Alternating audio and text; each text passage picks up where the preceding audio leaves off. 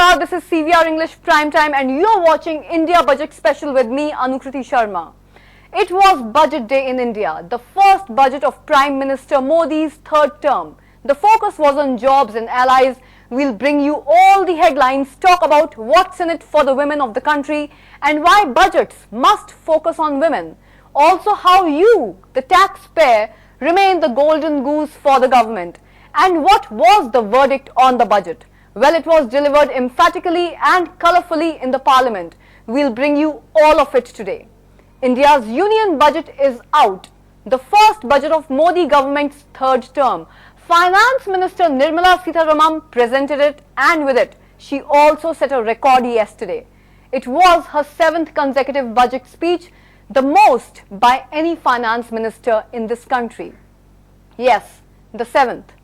In February, she had delivered an interim budget applicable with the elections, when the elections were being held and the new government was being formed. That's why the term interim. That's why it's called the interim budget. That budget had no major reforms or no significant policy changes. It was along the expected lines. But yesterday's budget unexpectedly follows the same trend. The focus is on the fundamentals with an attempt to address pressing challenges. India's Prime Minister Narendra Modi said, and I quote, "It empowers all sections of the society." Now let's take a look at what the Prime Minister had to say about the budget. अनगिनत नए अवसर दे देश को विकास की नई ऊंचाई पर ले जाने वाले इस महत्वपूर्ण बजट के लिए मैं सभी देशवासियों को बधाई देता हूं। वित्त मंत्री निर्मला सीतारमण जी और उनकी पूरी टीम बहुत बहुत बधाई की पात्र है। साथियों, ये बजट समाज के हर वर्ग को शक्ति देने वाला बजट है। ये देश के गांव, गरीब किसान को समृद्धि की राह पर ले जाने वाला बजट है। पिछले 10 वर्षों में 25 करोड़ लोग गरीबी से बाहर निकले हैं। ये जो न्यू मिडिल क्लास बना है, यह बजट उनके सशक्तिकरण की निरंतरता का बजट है। ये नौजवानों को अनगिनत नए अवसर देने वाला बजट है। इस बजट से शिक्षा और स्किल को नई स्केल मिलेगी। ये मिडिल क्लास को नई ताकत देने वाला बजट है। ये जनजातीय समाज, दलित, पिछड़ों को सशक्त करने की मजबूत योजनाओं के साथ आया है। इस बजट से महिलाओं की आर्थिक भागीदारी सुनिश्चित करने में मदद मिलेगी। इस बजट से छोटे व्यापारियों, एमएसएमईज को, यानी कि लघु उद्योगों का, उसकी प्रगति का नया रास्ता मिलेगा। बजट में देश को विकास की नई ऊंचाई पर ले जाने वाले इस महत्वपूर्ण बजट के लिए मैं सभी देशवासियों को बधाई देता हूं। वित्त मंत्री निर्मला सीतारमण जी और उनकी पूरी टीम बहुत बहुत बधाई की पात्र है। साथियों, ये बजट समाज के हर वर्ग को शक्ति देने वाला बजट है।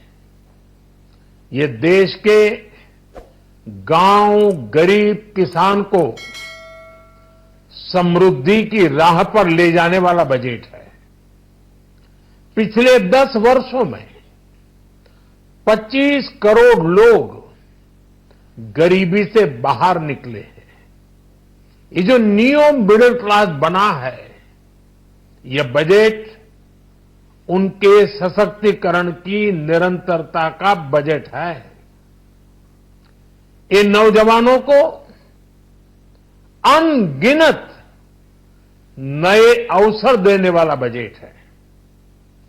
इस बजट से शिक्षा और स्किल को नई स्केल मिलेगी। ये मिडिल क्लास को नई ताकत देने वाला बजट है। ये जनजातीय समाज, दलित, पिछड़ों को सशक्त। So what do we make of this budget? The speech was 86 minutes long, the shortest by Nirmala Sitharaman. Her longest was 2 hours and 40 minutes in 2020. But coming back to this year's budget, 86-minute long budget, we've put together 10 highlights for you. Number 1 is jobs, undoubtedly the buzzword for today. The finance minister brought it up 33 times in her speech. After all, job creation is one of the biggest challenges that India faces right now. It was also the election issue. So the budget speech focused on it, as did the budget allocations. The government will spend $24 billion on job creation in India over the next 5 years. The government will particularly focus on employment, skilling, MSMEs and the middle class section of the society. $24 billion or 2 lakh crore Indian rupees. Where will this money go? To 3 new programs: paid part internship, a skilling scheme and an incentive plan. For the paid internship, the government plans to rope in India's top 500 companies. They will be encouraged to hire paid interns. An intern will get an allowance of 5,000 rupees per month, and that's about $60, 5,000 rupees a month, plus a one-time assistance of 6,000 rupees, which is around $70 US. And who will pay this? Who will foot the bill? The companies, from their CSR budgets. CSR is corporate social responsibility. So the companies will pay for this scheme. The government says 100 million Indian youth will benefit from it. The second program is the skilling program. It will offer loans for upskilling. Again, this is targeted at the youth. Candidates can avail loans up to 7.5 lakh rupees. This will be facilitated by the government. But remember, it's a loan. The third program is an incentive plan, a direct benefit transfer of sorts to encourage the freshers joining the workforce for the first time. They will get 1 month's salary for up to 15,000 rupees or whichever is higher. This money will be deposited in their pension accounts. Over 2 million freshers could benefit from this. So those are the 3 programs on the jobs. Highlight number 2, that's all about education. Yes, a total of 1.48 lakh crore rupees has been allocated for education, employment and skilling initiatives. That's $1.8 billion. This is for internships, target programs for job seekers and higher education. The government plans to allocate loans for up to 10 lakh rupees for the 100,000 students. Highlight number 3 is defense. Defense has got the highest allocation amongst all the government ministries. This year's defense budget is 6.2 lakh crores, that's more than 74 billion US dollars. The government will spend more on border infrastructure, at least 30% more now. The allocation is 738 billion US dollars, and border infrastructure, remember, is also a strategic aspect. It helps to boost India's defense capabilities. Highlight number 4 is that it's a coalition budget. The BJP's top partners in the government are the Telugu Desam Party or the TDP from Andhra Pradesh and the Janata Dal United or the JDU from Bihar. Now Andhra Pradesh and Bihar, these 2 states have got significant allocations. 26,000 crores for road projects in Bihar, that's about $3 billion for airports, medical colleges and sports infrastructure in the state as well. And what about Andhra Pradesh? It will get 15,000 crores to develop Amravati, which is its capital city. That's around $1.79 billion. And so the NDA allies are being kept happy. Let's take a look at these allies and what they have to say.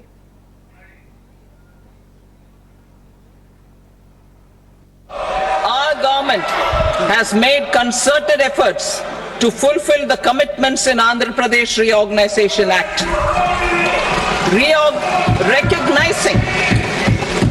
Recognizing the state's need for the capital, recognizing the state's need for ancient centers of cultural importance into future centers of modern economy. This model shall showcase Vikas B, Virasat B in a growth trajectory. We will also support development of road connectivity projects, namely 1.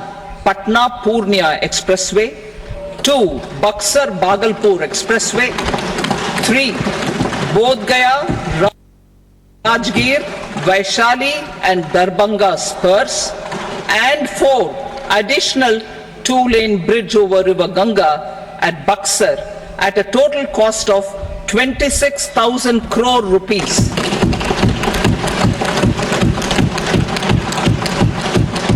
Power projects, including setting up of a new 2,400 megawatt power plant at Pir Painti, will be taken up at a cost of 21,400 crore rupees.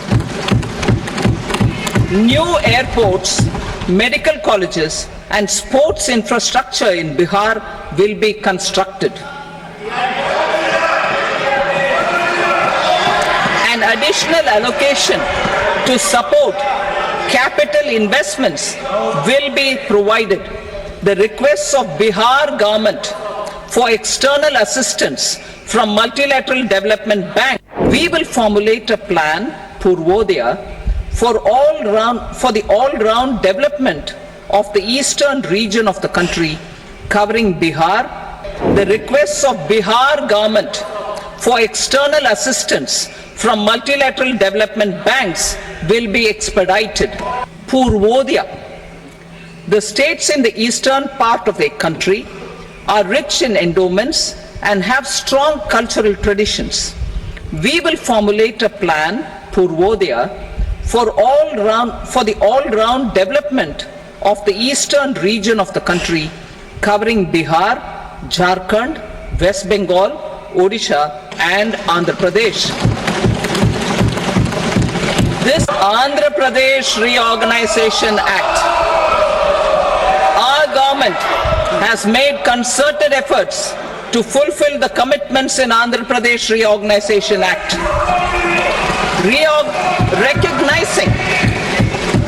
Recognizing the state's need for the capital, recognizing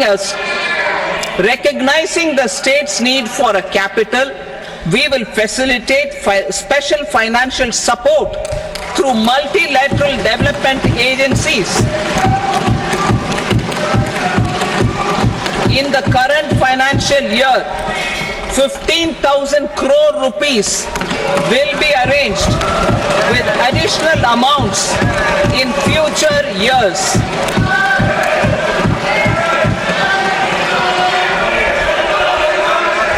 Our government is fully committed to financing and early completion of the Polavaram irrigation project, which is the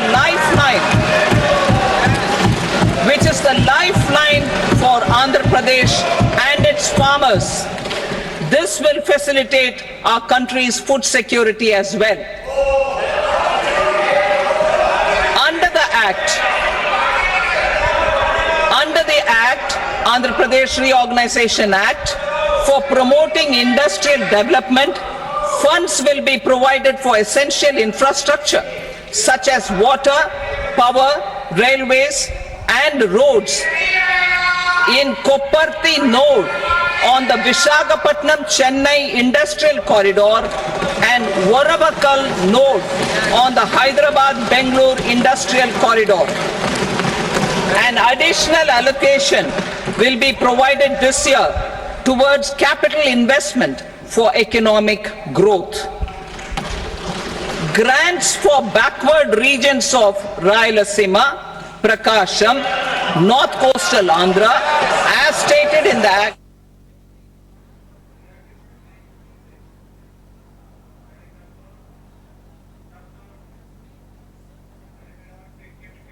Highlight number 5 is the budget for the Ministry of External Affairs. It's 22,000 crore rupees or $2 billion. A big chunk of this is for financial assistance to India's partner countries. Bhutan gets the biggest share as always. It will get $240 million. Bangladesh's allocation has seen a dip from 24 million last year to 14 million this year. Same with Mauritius and Myanmar. Budget cuts for them. Sri Lanka and Nepal will get more money this time, and no change for the Maldives. They will get over $47 million. And allocation for Iran's Chabahar port is unchanged at around $11 million. So what was about the government's expenditures? That is all about the government's own expenditures. And now, let's talk about how the government earns the taxes. And that is highlight number 6. Critical minerals. Big relief on this front.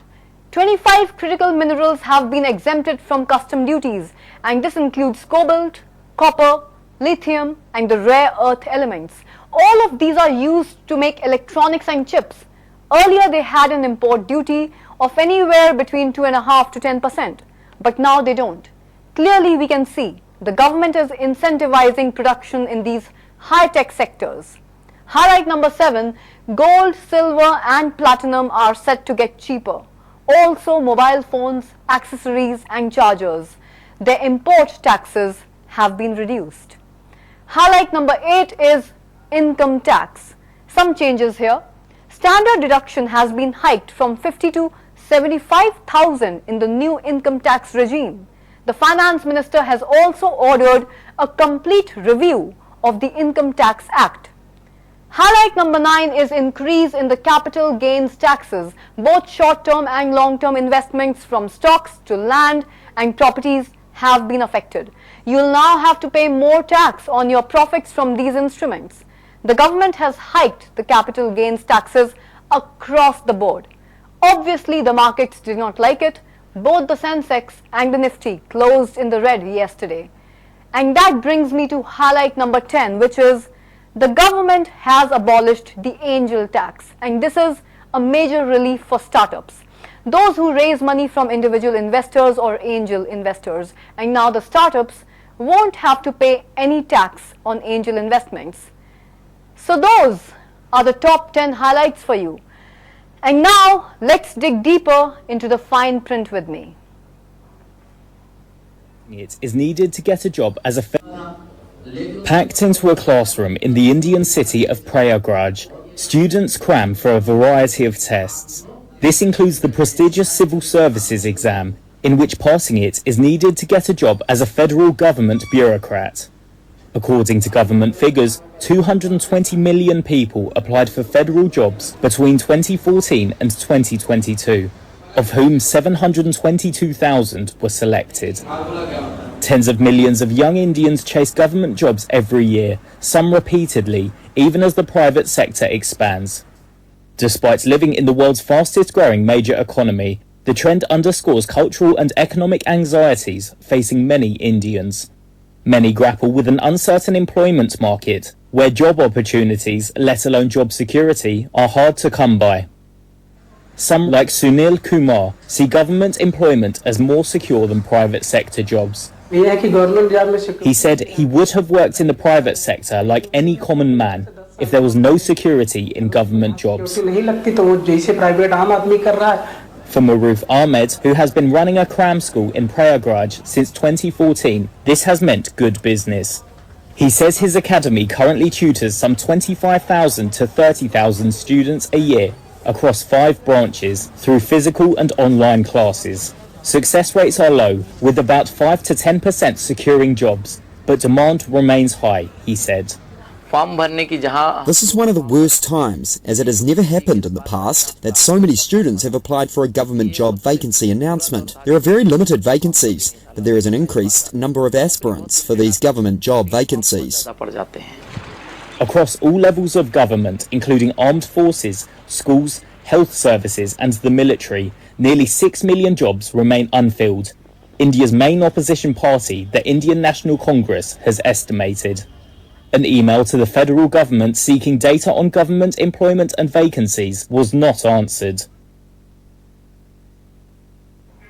So what's in this budget for women? What does this budget offer women? This budget had 4 focus groups: the poor, the youth, the farmers, and finally the women. Let's focus on the last group, women. What does this budget do for the women in India? The government already has got a number of schemes for them, so it's all about the allocation now. How much money has been set aside? This time around 3 lakh crore rupees, which is 36 billion US dollars. This money, $36 billion, will be spent on women empowerment, on their healthcare, on education, and on their upskilling. The finance minister made some specific points too. She focused on women's participation in the workforce. Setting up working women's hostels, that's one focus area, and the other focus area is self-help groups, or the SHGs.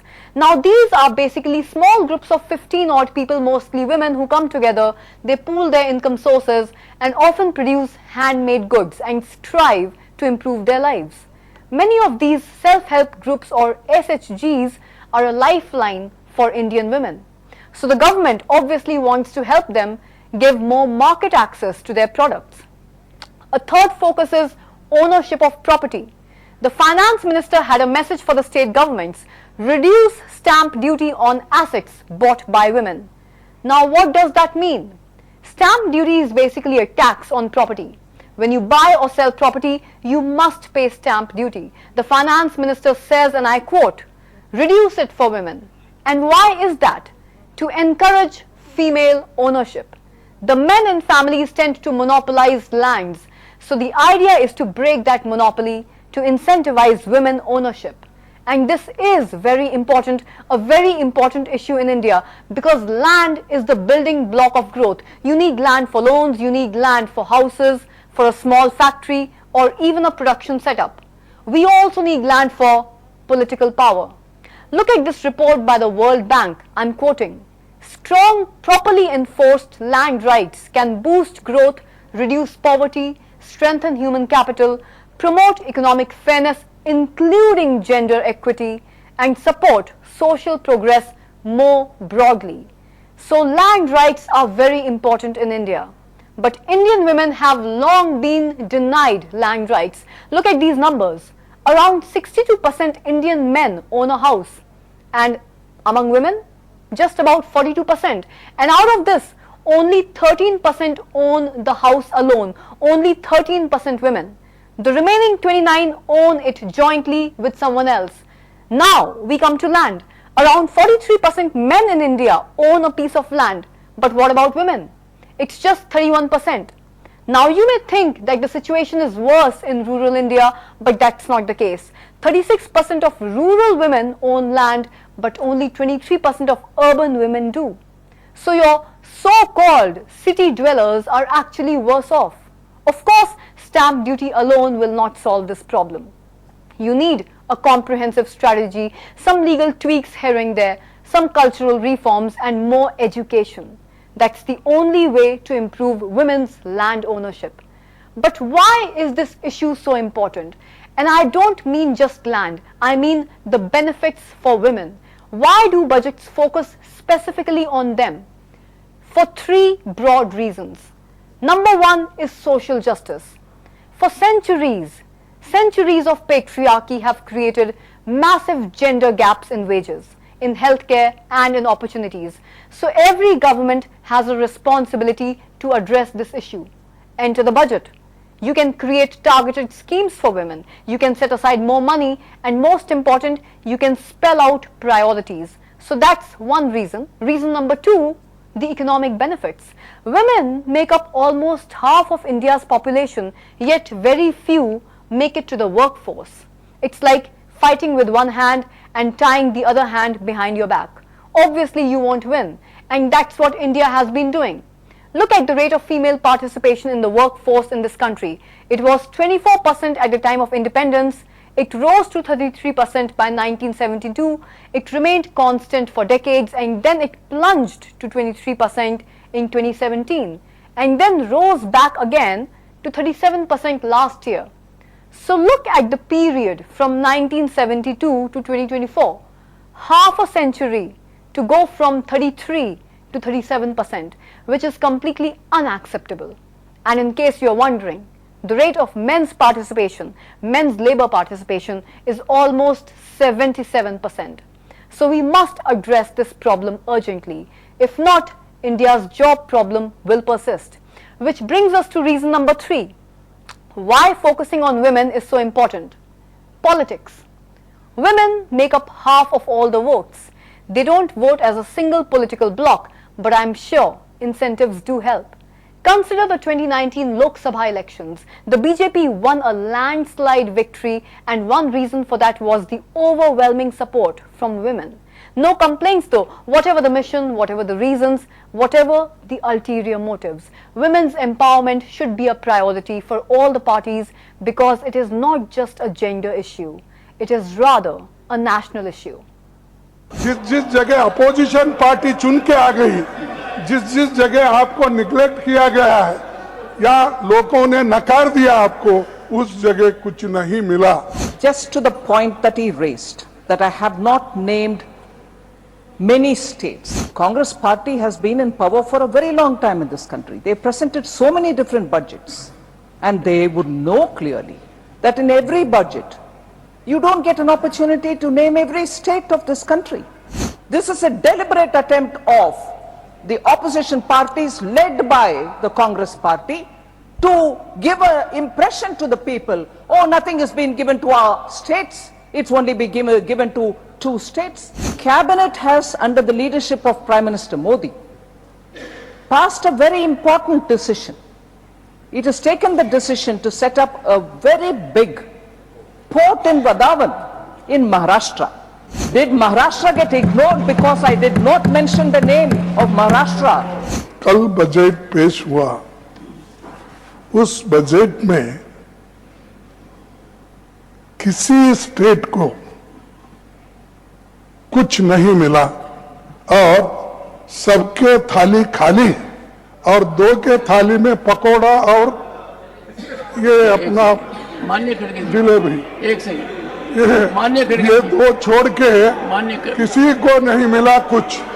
ना तमिलनाडु को मिला, ना केरला को मिला, ना कर्नाटक को मिला, ना महाराष्ट्र को मिला, ना पंजाब, ना हरियाणा, ना राजस्थान, ना छत्तीसगढ़, ना किसी स्टेट को कुछ नहीं. दिल्ली को नहीं दिया तो मैं कितने गिनूं, ओडिशा को कुछ नहीं दिया.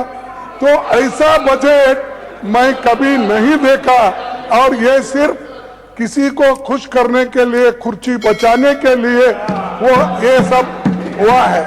इसका हम कंडम करते हैं और इस ढंग से बजट पेश अगर हो गया, मैं समझता हूँ कर्नाटक से आए हैं. नहीं, कर्नाटक से आए हैं सर. हमारी तो अपेक्षा ऐसी थी सबसे ज्यादा मुझे ही मिलेगा, लेकिन इतना हमको तो कुछ नहीं मिला. तो इसका तो हम कंडम करेंगे. जिस जगह अपोजिशन पार्टी चुन के आ गई, जिस जगह आपको निग्लेक्ट किया गया. And now we want to talk about the Indian taxpayer, or rather the people who pay income tax. Almost all Indians pay taxes. Every time we buy something, there's always the eternal goods and services tax or the GST waiting to take a cut. So almost every Indian pays taxes, but not all Indians pay taxes twice. That special privilege is reserved for about 2% of the Indian population. For those of us in the salaried class, we have the honor of supporting the nation twice over thanks to the taxes directly deducted from our salaries, and then again when we pay GST on anything and everything that we buy. Let's take a look at what our finance minister had to say about the Indian tax regime. Peace. Personal income tax. Coming to personal income tax rates, I have 2 announcements to make for those opting for the new tax regime. First, the standard deduction for salaried employees is proposed to be increased from 50,000 to 75,000 rupees.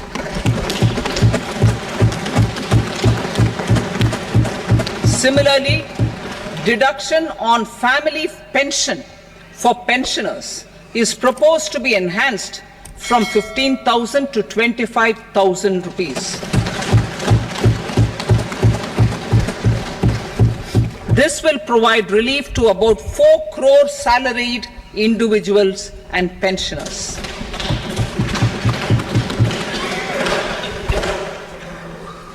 Second, in the new tax regime, the tax rate structure is proposed to be revised as follows: 0 to 3 lakh rupees, nil; 3 to 7 lakh rupees, 5%; 7 to 10 lakh rupees, 10%; 10 to 12 lakh rupees, 15%; 12 to 15 lakh rupees, 20%; and above 15 lakh rupees, 30%. As a result of these changes, a salaried employee in the new tax regime stands to save up to 17,500 rupees in income tax.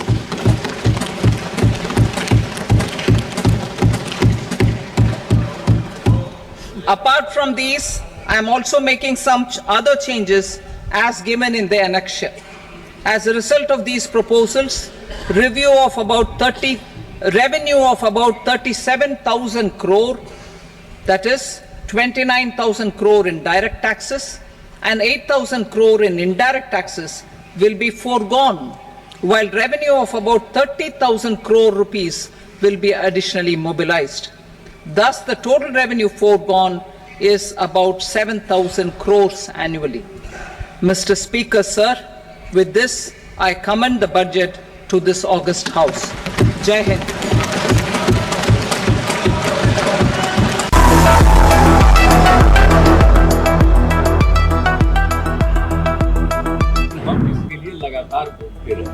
आज जो budget आया है और माननीय वित्त मंत्री जी ने जो बजट पेश किया है उसमें बिहार के लिए पैकेज का भरमार है। मैं धन्यवाद करूंगा मेरे प्रधानमंत्री आदरणीय नरेंद्र मोदी जी का, मैं धन्यवाद करूंगा हमारी वित्त मंत्री आदरणीय निर्मला सीतारमण जी का कि उन्होंने बिहार को जिस तरीके से स्पेशल पैकेजेस देकर, और मेरे लिए बिहारी होने के नाते खुशी की बात, बहुत खुशी की बात है, हम सबके लिए बहुत खुशी की बात है।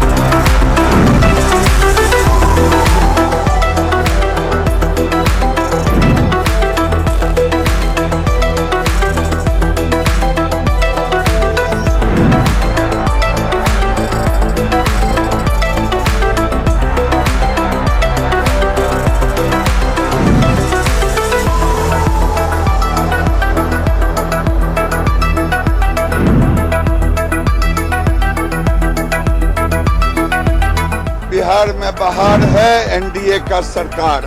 बहुत खुशी की बात है, हम सबके लिए बहुत खुशी की बात है। और हमने अपने मेडन स्पीच में भी एक मांग रखी थी कि बिहार को स्पेशल पैकेज या विशेष राज्य का दर्जा जरूर मिलना चाहिए। 14th कमीशन के बाद अगर 14th कमीशन की रिपोर्ट जो है उसके बाद विशेष राज्य का दर्जा किसी को नहीं मिला है और जो यूनियन बजट है वो उसी पे बनता है।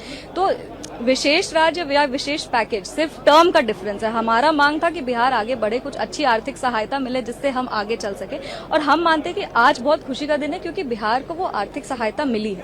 अगर वो आप इंफ्रास्ट्रक्चर देखें जिसमें 26,000 करोड़ का इन्वेस्टमेंट है, या आप विद्युत विभाग देखें जिसमें भागलपुर में 2400 मेगावाट का 21,000 का प्रोजेक्ट पावर प्लांट तैयार हो रहा है। इसके अलावा अगर आप फ्लड मिटिगेशन को देखें, क्योंकि बिहार फ्लड प्रोन है, नॉर्दर्न बिहार में बहुत बाढ़ की समस्या रहती है, फ्लड मिटिगेशन के लिए 11,500 करोड़ रुपए दिया गया है। इसके अलावा विमेन लेड डेवलपमेंट है, बेरोजगारी का जो मांग था जहां वहां पे युवाओं का प्रतिनिधित्व करते हैं, महिलाओं का प्रतिनिधित्व करते हैं, तो रोजगार बढ़ाने के लिए सरकार ने कदम लिया है। जिस तरह से एम्प्लॉयर और एम्प्लॉय रिलेशनशिप को मजबूत करने के लिए उन्होंने प्रावधान बनाए हैं। इस बजट में बहुत खूबसूरती से बिहार के टूरिज्म को आगे लेके जाया गया है। पटना पूर्णिया एक्सप्रेसवे जो बनेगा वो उसमें हमारी कॉन्स्टिट्यूएंसी भी आएगी, तो उस बात की भी बहुत खुशी है कि वो समस्तीपुर होते हुए निकलेगा। हम चाहेंगे कि वो समस्तीपुर होते हुए निकले। इसके अलावा आप देख सकते हैं कि जिस तरह से राजगीर, गया, बोध गया, नालंदा पे फोकस है टूरिस्ट विभाग का, तो ये सारी So, to the income taxpayers, how are you feeling after yesterday's budget came out? Many of you would have been waiting with bated breath, eagerly watching for some relief. Well, guess what? Your wishes have been granted, albeit underwhelmingly. First, let's talk about the new tax slabs. Though there's a disclaimer here, this one applies to the new tax regime. Now, there are two tax regimes in India, the old and the new. They operate simultaneously. People can opt for either, but the government prefers that you move to the new one, which is why they only tweaked the new tax regime. And here are those much wanted tweaks. For people earning up to 3 lakh rupees per year, congratulations, your taxes remain the same at 0%. You only pay GST and a random cess on everything from oil to education to cleanliness, and that is something that all of us must contribute to. People earning less than 3 lakhs a year can rest easy knowing that the taxation stops there. After that, we come to the 3 to 7 lakh bracket, 3 to 7 lakhs. Those 4 lakh additional rupees will now be taxed at 5%. The rate hasn't changed, but the slab has been expanded. It's the same scenario with the next tax slab, 7 to 10 lakh rupees will be taxed at 10%. Earlier this was for 6 to 9 lakhs, and now income up to 10 lakhs is also taxed at 10%, but the rest of the rates remain the same. Now all of this may sound complicated, so I'll try my best to simplify it as much as possible for you. Now if your salary is up to 3 lakh rupees per year, not much changes for you. If it is up to 6 lakhs, nothing changes for you. But if it is above that, you get some relief. People who make 7 lakh and above now have to pay 5,000 rupees less per year. 5,000 rupees less per year, which comes to a whopping 416 rupees less per month. Quite a princely sum. It gets better for people who make 10 lakhs and more. They save 10,000 rupees every year, or about 833 rupees per month. That's almost 2 whole 500 rupees bills extra every single month. Whatever will you do with that massive bounty? Well, you could spend it and contribute even more to the GST collections, or you could invest it in mutual funds or stocks or some other instrument. It's a way to increase your wealth and also contribute to the government at the same time. Because with this budget, both the short-term and the long-term capital gains taxes were also raised. The short-term capital gains taxes were raised to 20%, up from the earlier 15%. So whatever sum you invest, if you want to cash in your earnings in under a year, 1/5 of that goes to the government. However, if you decide to wait and hold on to your investments more than a year, you will have to pay the long-term capital gains tax instead. That is also up from 10% to 12.5%. So the government will pocket an eighth of your earnings. Doesn't that feel good? Knowing that you are contributing to the nation's growth every single step of the way. You remember that bridge in Bihar? The one that gets washed down away every single monsoon? Take solace in knowing that you are the one paying for it. This is the government's revenue breakdown. It is all about us, the income taxpayers, the 2% of us who pay the income tax. Add our GST contributions, our cut of the customs duties for our imported goods, our share of the excise duties, and what do you get?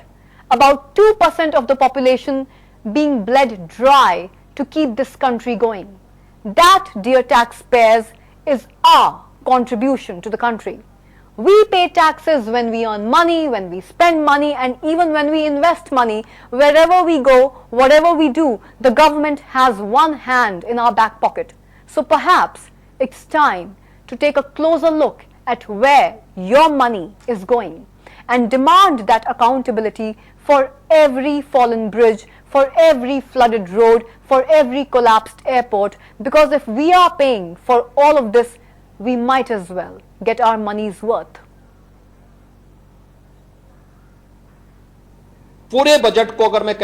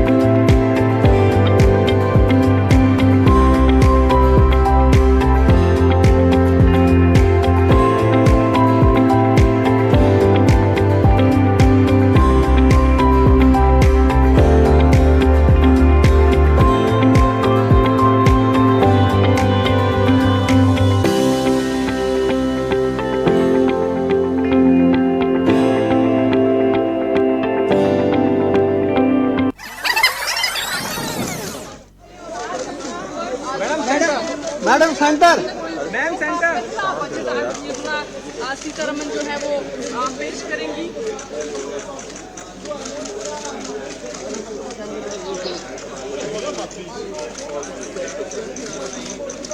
Ma'am centre madam madam madam madam madam madam madam action ऊपर वाले madam madam यहीं पे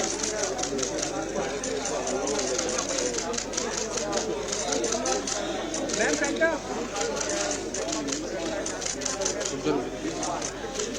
madam एक minute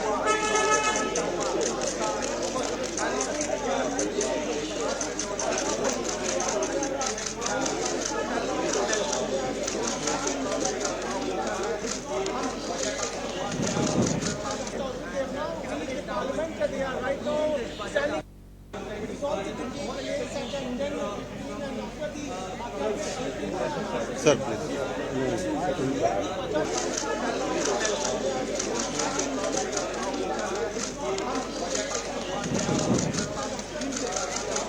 madam madam madam madam इस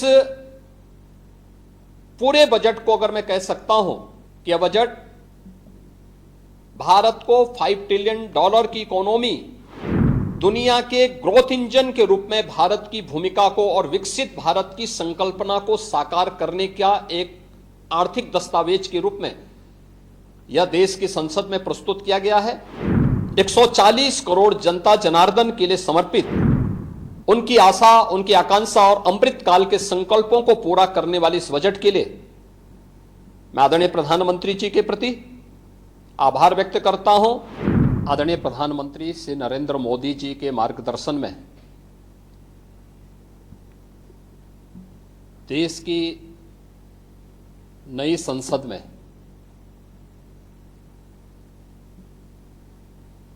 माननीय वित्त मंत्री जी ने देश का आम बजट प्रस्तुत किया है। यह बजट सर्वस्पर्शी, सर्वसमावेशी, विकासोन्मुख 140 करोड़ भारतवासियों की आशा, आकांक्षा और अमृत काल के संकल्पों को पूरा करने वाला सिद्ध होगा। आम बजट 2024-25 आत्मनिर्भर एवं विकसित भारत के निर्माण का एक आर्थिक दस्तावेज है। इस आम बजट में अंत्योदय की पावन भावना, विकास की असीम संभावना और नवोन्मेष की नवदृष्टि है। इस आम बजट में अन्नदाता किसानों की समृद्धि के लिए 1,52,000 करोड़ रुपए, कृषि और सहायक सेक्टर के लिए, महिला सशक्तिकरण के लिए 3 लाख करोड़ रुपए से अधिक का first timers. This scheme will provide 1 month wage to all persons newly entering the workforce in all formal sectors.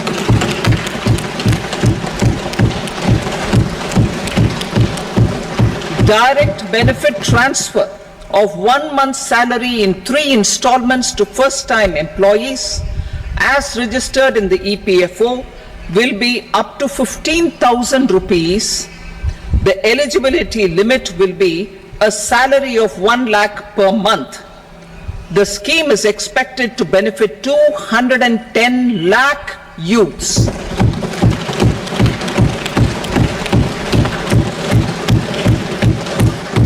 Scheme B, job creation in manufacturing.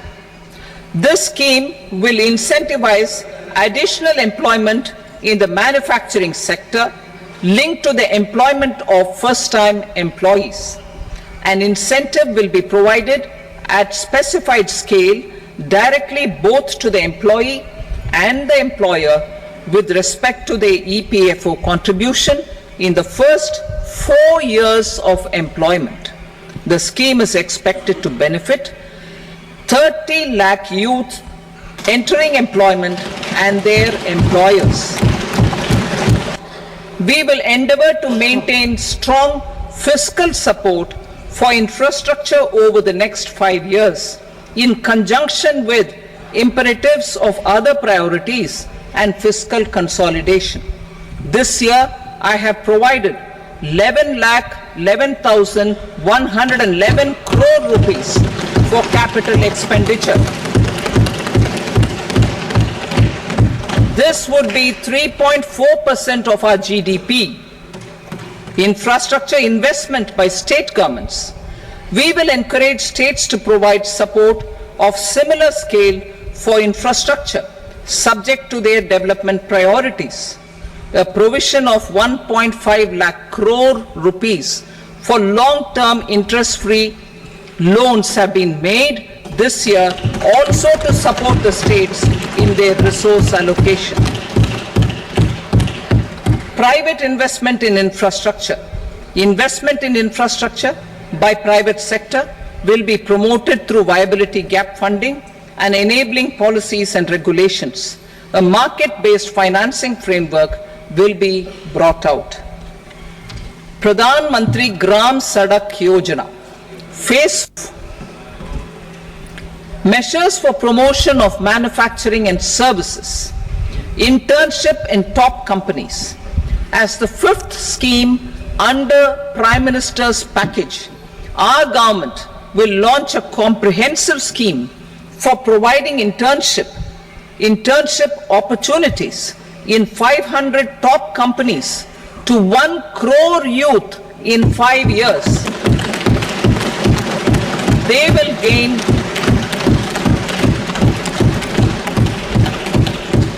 will gain exposure for 12 months to real-life business environment, varied professions and employment opportunities. An internship allowance of 5,000 per month, 5,000 rupees per month, along with a one-time assistance of 6,000 rupees will be provided. Companies will be expected to bear the training cost and 10% of their internship cost from their CSR funds. Industrial parks. Our government. So as the dust settled on yet another budget day, the government is busy lauding it, the opposition is busy slamming it, and India's taxpayers are back to their daily routines. They may not have gotten much, but that did not stop them from becoming creative. India's middle class found some solace on the internet with a twist of humor. Yes, there were memes all over, but the question here is more important. Although this year's budget may be generating memes and humor on the internet, are we looking at a really light-hearted situation in India? Is there nothing to be worried about? Or is India's eco-political ecosystem much more grave than what meets the eye? That's all for now in the India Budget Special. We'll keep updating you continuously on the news around it 360 degrees. Thank you for making CVR News nationwide strong. We are counting on you for support, and you can trust us to bring you the news from India and from the world, unfiltered and unvarnished. And this is Anukriti Sharma signing off for now. Keep watching CVR News Prime Time for more compelling and more persuasive stories from across the world political spectrum.